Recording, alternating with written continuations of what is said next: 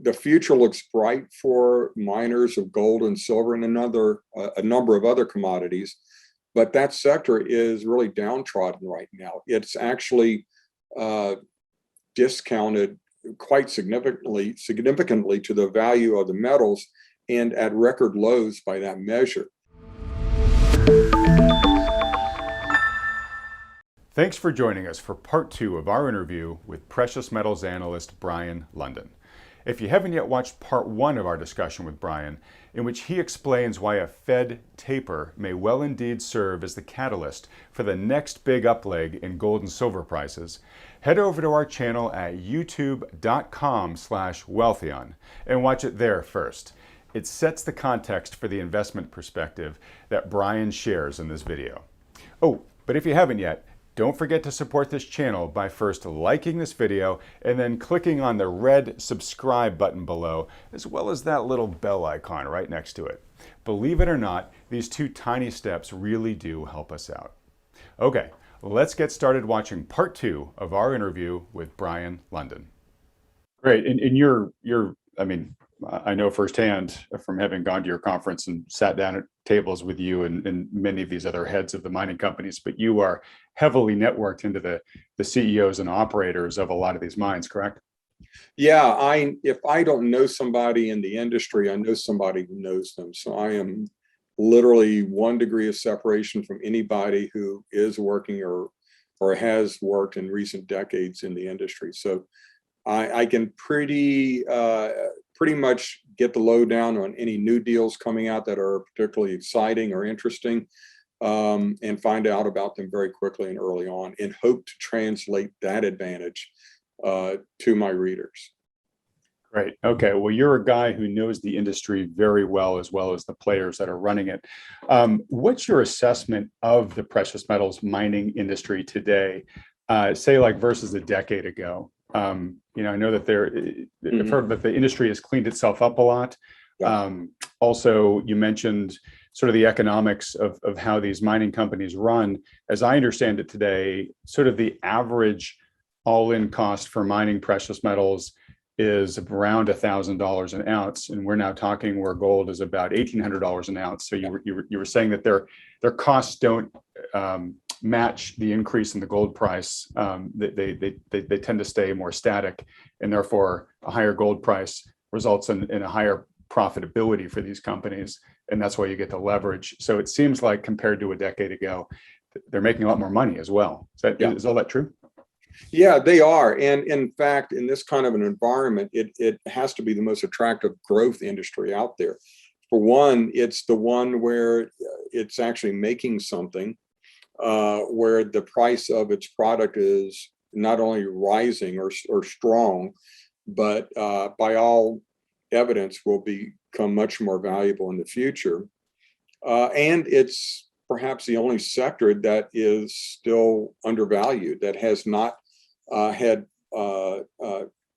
price to earning ratios that have soared, to very high overvalued levels. So the future looks bright for miners of gold and silver and a number of other commodities, but that sector is really downtrodden right now. It's actually discounted quite significantly to the value of the metals, and at record lows by that measure.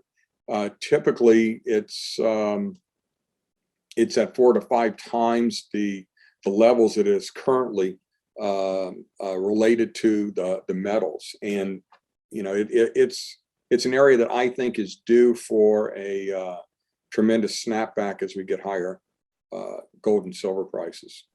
All right, and I'm just curious, Brien, why do you think the equities are so discounted versus the rest of the stock market right now? I think that the thunder has been stolen by so many other markets and sectors, and they don't look at mining as a growth sector. It is, actually an extractive sector. It's not sexy by any means. And if you look at the tech sector, for instance, that steals all the headlines on a daily basis on CNBC and all the financial media. people just don't invest in it right now. My view is that at some point you can't ignore the kind of money that's being generated by this sector. The other thing is investors aren't attracted. They don't really pay much mind to the levels of prices. You know, they don't care much about where the price of gold or silver is at the current moment, but they do care about the direction of those prices. And so to get the majors moving, to get people interested in the gold miners, you need to have a sustained uptrend in the prices of gold and silver and copper and other metals. We haven't had that in gold and silver. And I think gold and silver really drive the entire sector. It's hard to get excited about a bull market in any other commodity unless there's an underlying bull market in gold and silver, because that's what really attracts the speculators and investors to the broader sector. All right, that makes sense. I will admit to, some confusion. Frustration. Well, frustration for sure. But no, I mean, it may not be quote unquote as sexy an industry as the next cryptocurrency or whatnot, but the mining sector has a history of moments in time where it has delivered ridiculous returns to investors, sort of like crypto type returns. And we're talking hundreds to thousands of % returns in short periods of time. Now, it's been a long time since that happened, but, investors are still alive who remember those days. And so, in a highly speculative era like we're in right now, where people are throwing tons of money into the latest unproven crypto token or the meme stock or whatever, I'm just surprised that hasn't spilled over into this industry. But maybe I should just be thankful for that it means it gives us who are aware of the discrepancy the opportunity to get in while prices are still low.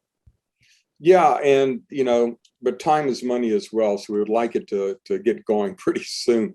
But those kinds of gains are available, and if you look at our track record in Gold Newsletter, and really any newsletter that's done its job and represented and found opportunities in the sector well over the years, and there's maybe a half dozen of them out there that I recommend.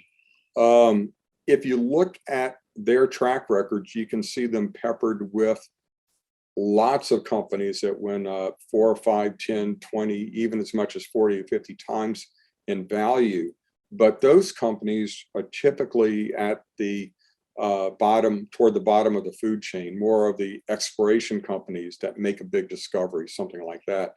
So it is important to differentiate that end of the spectrum from the big producers. The big producers in a bull market might go up 4, 5, 6 times in value. And the average is about 4 times in value if you look at the big indices. But if you get down, sorry to interrupt, but that's still pretty nice for a return, especially for a company that's going to be paying you dividends while it's doing it too. Paying dividends in at that end of the spectrum, yes, and also in an asset that you're very comfortable is going to go much higher. So the value will increase along those lines too. In other words, you're playing a very strong macro trend. Now, so that's a good return. You can leverage those. Obviously, you can do options and the like to leverage that for the majors. But the juniors, if you're willing to put in a bit of time, effort, money, skull sweat to research the sector, it is famously inefficient. So you can gain an advantage over other investors by simply outworking them and spending more time researching it and subscribing to some of the better newsletters out there. And that's where you can get these kinds of gains, where you can a stock can go up 10 or 20 times. It does help to have a favorable backdrop of a bull market for those kinds of gains. But even beyond that, if there's big exploration discovery, a stock can fight any broader trend in the markets that might be adverse to other companies. Great. Well, if I can just editorialize for a second here. So what Brien's talking about basically is the age-old risk-reward spectrum here. And in the mining space, you've got majors and miners. And I mean, minor, miners. And basically these smaller companies have more risk, but they also have higher potential appreciation. And Brian's also mentioned a couple of different descriptions of different types of miners. You've got producers, which are companies that are actually pulling gold and silver out of the earth. You've got, on the other end of the spectrum, you've got explorers, which are companies that are out there digging in unproven areas, trying to find new veins of gold and silver. And then in between them, you have developers, where an explorer may have found a promising discovery, and then the developing company is trying to convert that into an actual productive mine. So there are all these different ways you can play along the spectrum of certainty. And again, the more uncertain it is, the higher the potential return if it turns out to be a winner. And as Brien said, it's a highly inefficient industry right now in terms of the coverage of these companies. And so if you can kind of partner up with an expert who spends their time and attention scouring the landscape, talking to management, going out and visiting these mines, et cetera, the good ones can separate the wheat from the chaff, so that if you are following their picks, you have a higher potential success ratio of investing in those winners. And that's why subscribing to a newsletter like Brien's or some of the other ones that you mentioned he recommends is really wise for people that are interested in this space. Did I get most of that right, Brien? You got that absolutely correct. I would stress and you did well to mention it because I didn't, but I would stress that it is riskier, especially at that exploration/development end of the spectrum. So you can mitigate that risk by doing the research and putting in the hours and the money to learn about the sector and play on the inefficiencies in the sector. You can mitigate it, but you're not going to eliminate it.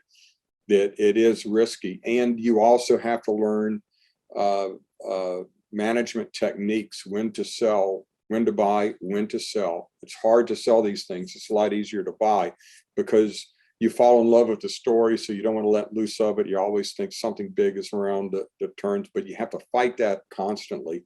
Know when to kind of heartlessly sell a position, and that takes some time and experience.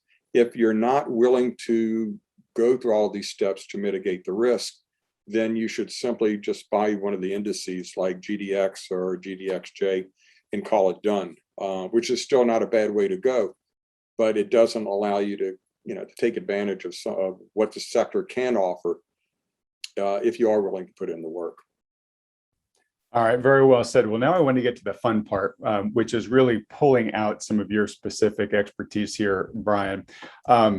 So as you look across the landscape, we mentioned the producers, the developers, the explorers, et cetera. Where do you see the most promise right now in the industry?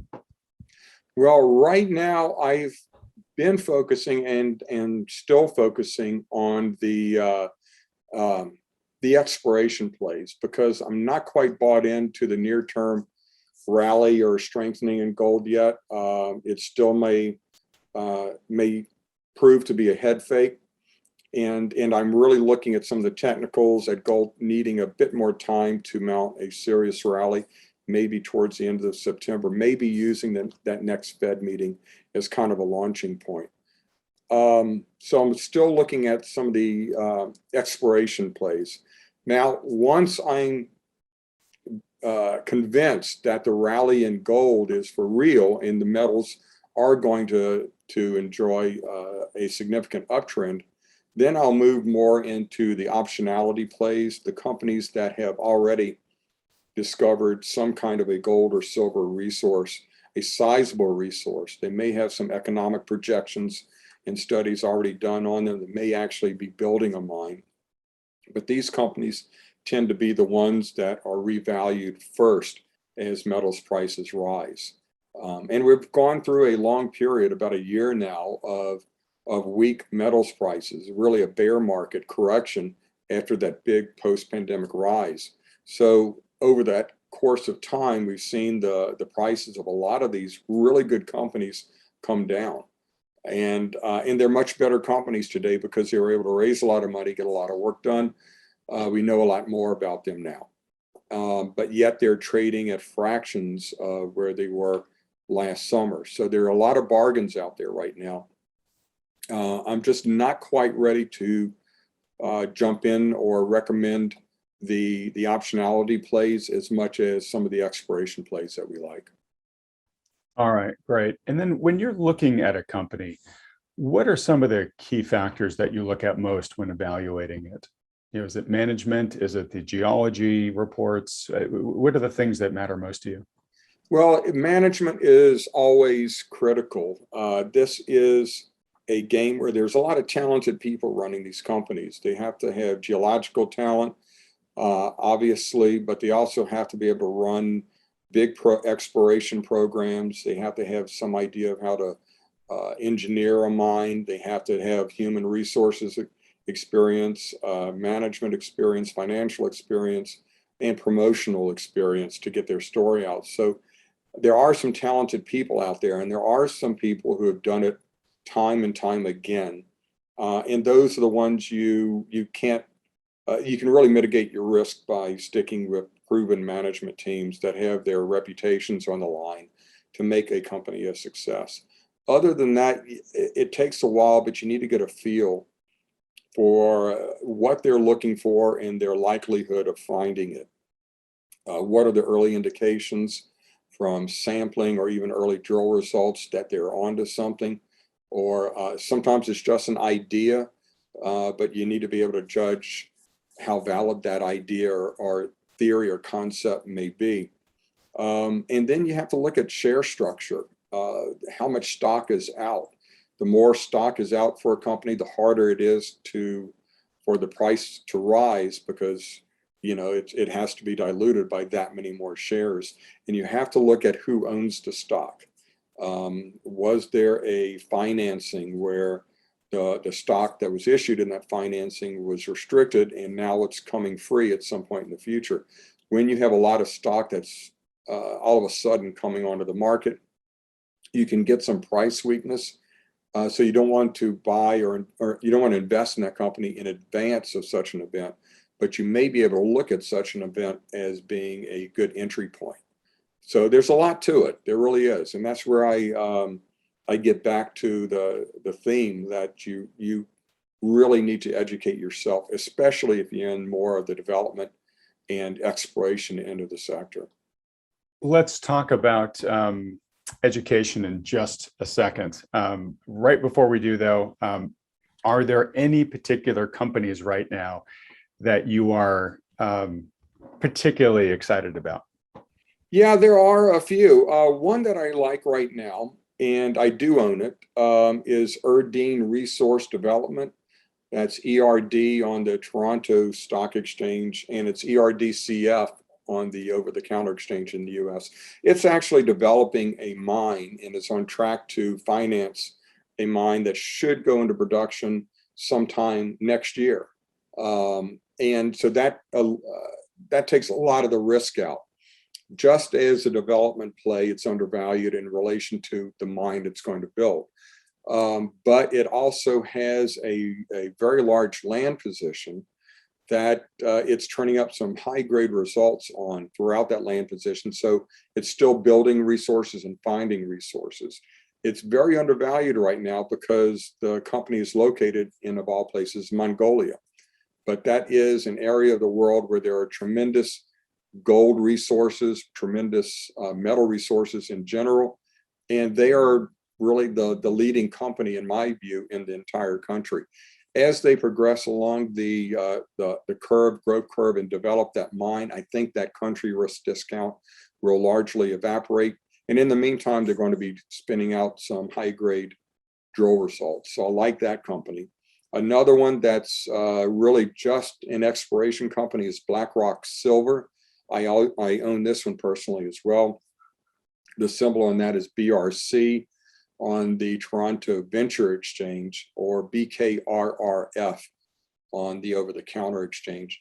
Has a great project in the historic Tonopah mining district in Nevada. This is the silver boom area, discoveries back in the 1800s that gave Nevada the name the Silver State. they were able to consolidate an entire half of this historic district that had devolved into a lot of very small claim holdings, and they were able to consolidate the whole thing and are going back in and getting some outstanding drill results, expanding resources that were never able to be located around the turn of the last century.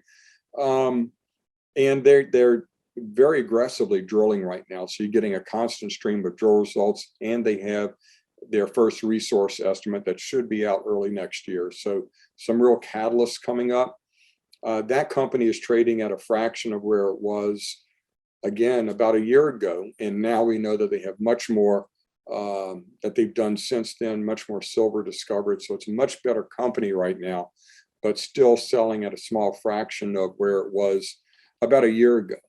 And again, I think the metals prices are going to come back, and we're going to get a return of the kind of investor enthusiasm that had that company trading in multiples of where it is today. All right. Well, that's just excellent, Brien. Thank you so much for sharing those two particular picks with us. You mentioned one thing I just want to ask you. You talked about the Toronto exchanges or the Canadian exchanges that these companies trade on, as well as the U.S. over-the-counter exchanges. As an investor, if you're a U.S. investor, as most of the people viewing this are U.S. investors, does it really matter which exchange you buy the stock on? Doesn't matter too much if you have the ability to buy it, have your trade settled actually on the Canadian exchanges. You'll probably get a bit better execution.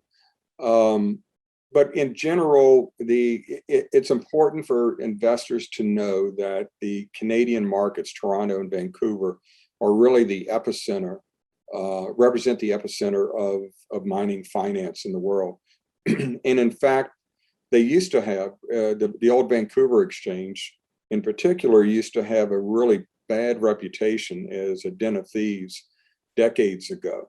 But today the Canadian markets are well regulated and regulated for mining, exploration, development, and mining in general.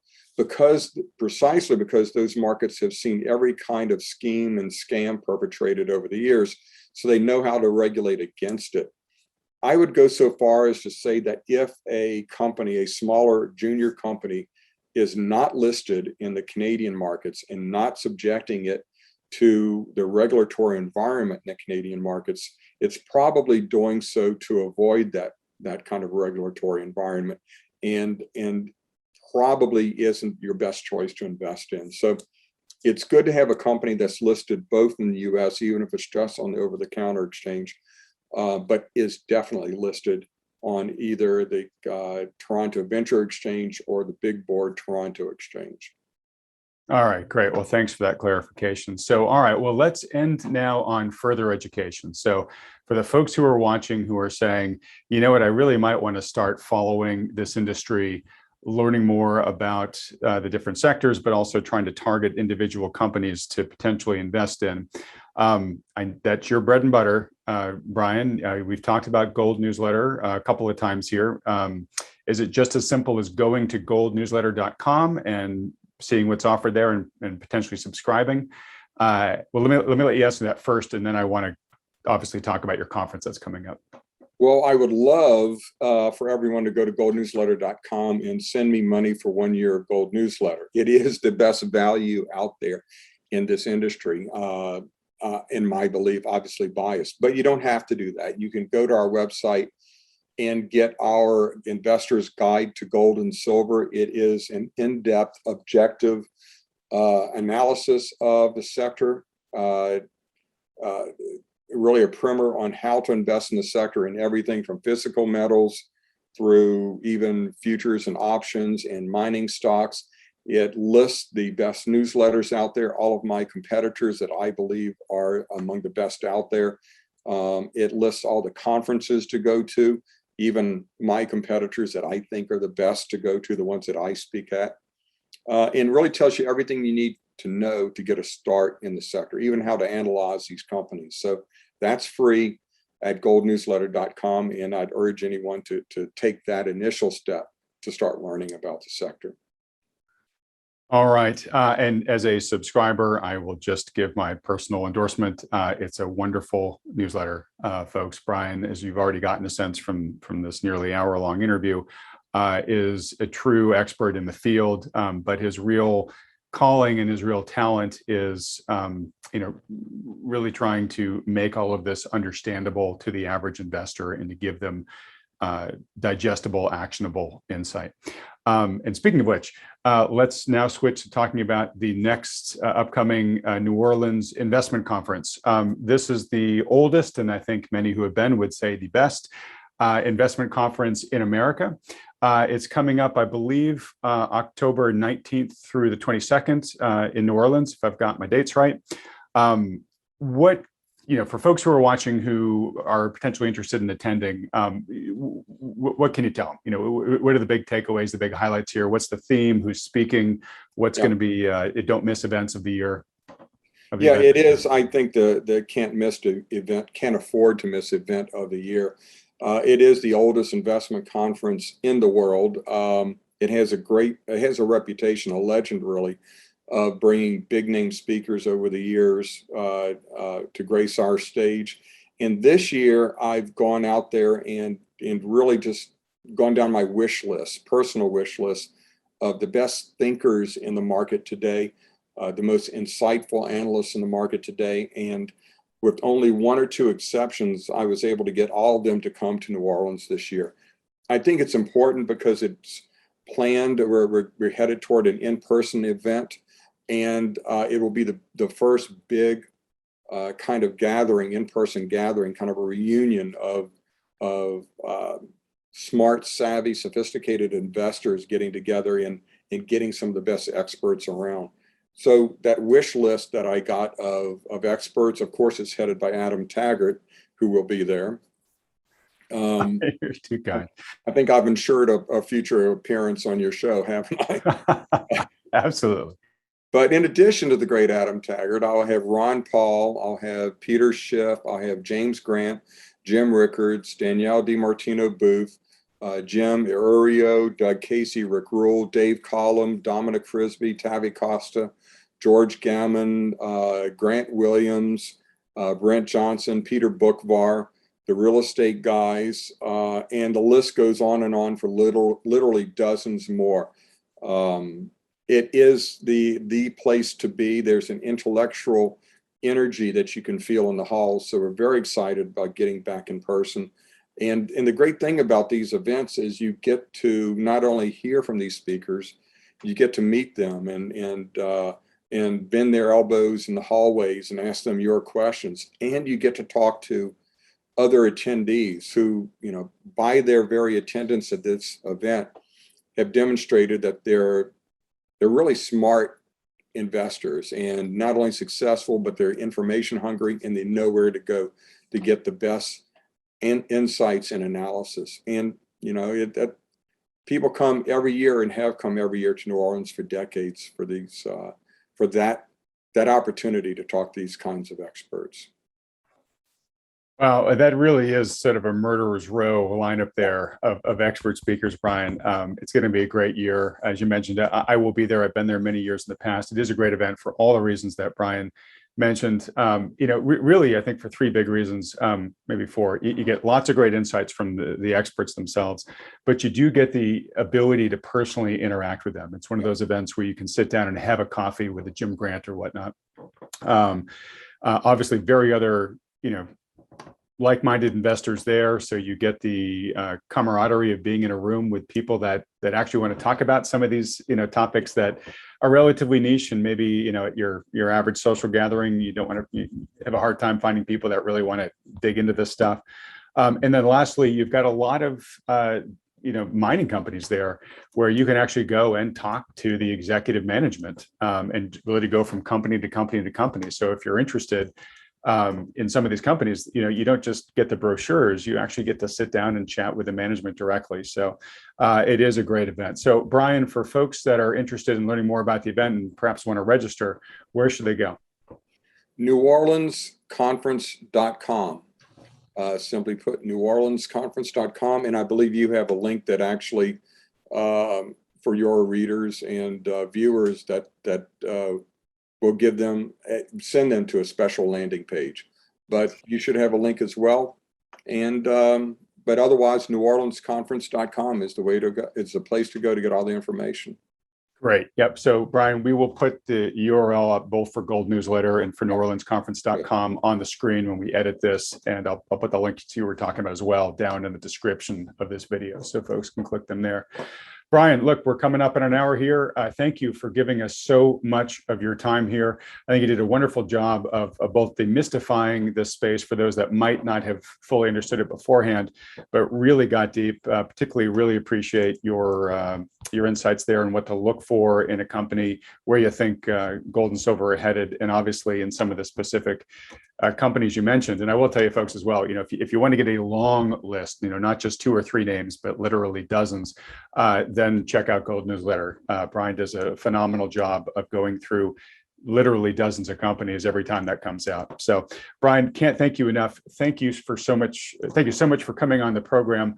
I look forward to seeing you in person out in New Orleans in late October, but I also hope we can have you back on this program at some point soon. Great. Thanks, Adam. Looking forward to catching up with you in a couple of months.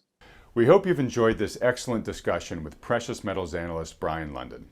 If this discussion has inspired you to explore investing in mining stocks, then I've got great news.